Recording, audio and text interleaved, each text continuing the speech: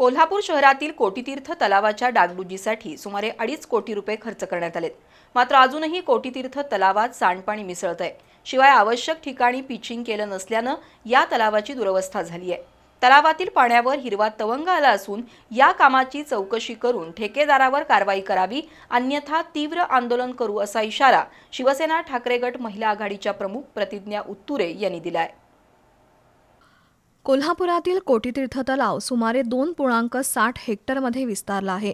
या तलावाच्या काठावर पुरातन कोटेश्वर मंदिर, नारायणदास महाराजांचं समाधी मंदिर आणि अलीकडे झालेलं स्वामी समर्थ मंदिर आहे।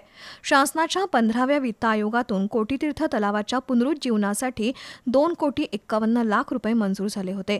9 ऑक्टोबर 2022ला ठेकेदार कंपनीला वर्क ऑर्डर देण्यात आली।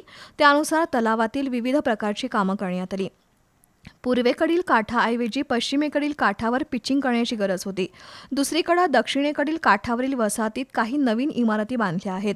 तिथं तलावाच्या काठावरच काँक्रीटची भिंत बांधली गेली आहे। शिवाय बाजूच्या वसाहतीमधील सांडपाणी थेट कोटीतीर्थ तलावात मिसळत आहे। त्यामुळे तलावातील पाण्यावर हिरवा तवंग निर्माण झाला असून प्रचंड दुर्गंधी सुटली आहे।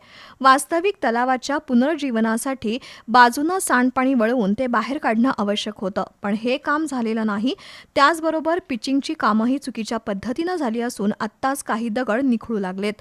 त्यामुळे या कामाची चौकशी करून ठेकेदारावर कारवाई करावी, अन्यथा तीव्र आंदोलन छेडण्याचा इशारा माजी नगरसेविका प्रतिज्ञा उत्तुरे यांनी दिलाय।